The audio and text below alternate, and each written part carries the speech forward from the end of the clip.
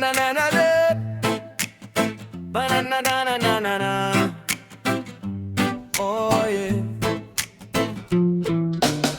Pagdating ng sahod ko, parang may alarma. Biglang may listahan galing kay misis ko. Grabe na, bigas, mantika, gatas at sabon. Tapos may pahabol pa bagong kurtina sa salon. Pag nanonood ako ng basketball game, biglang may sigaw, Hoy, halika na hire! sabi ko, Last 2 minutes na lang. paglingon ko, hawak na niya remote kong mahal. Ay! Reklamo, ako ng reklamo, pero wala naman akong magagawa. Pag sinabi niyang love mo ba ako, ang sagot ko agad, oo na nga. O minsan siya ang boss sa bahay, ako ang assistant na tagabuhat. Pero kahit ganito ang buhay, pag wala siya, wala ring ulam sa hapag. Wala ring ulam sa hapag. Wala ring ulam sa hapag. Pag pumunta kami sa mall, sabi niya tingin lang pero may shopping hall. Ako ang tagabuhat ng 5 bag, siya naman nakangiti parang nanalo sa jackpot. Pag nagalit siya bigla, tahimik muna parang bagyo na parating na. Tapos maya-maya, sasabog na, kasalanan ko raw pati noong dailit ipa.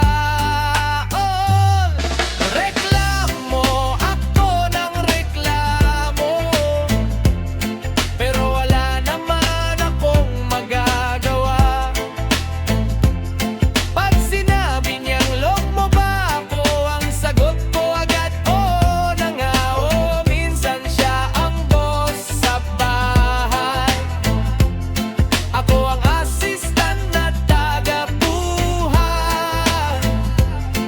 Pero kahit ganito ang buhay, pag wala siya, wala ring ulam sa hapag.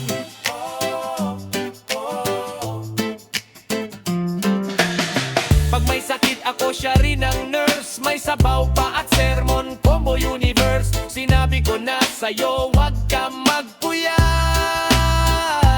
pero siya rin ang naglalagay ng kumot sa akin agad. Reklamo, ako ng reklamo, pero sa totoo lang masaya naman.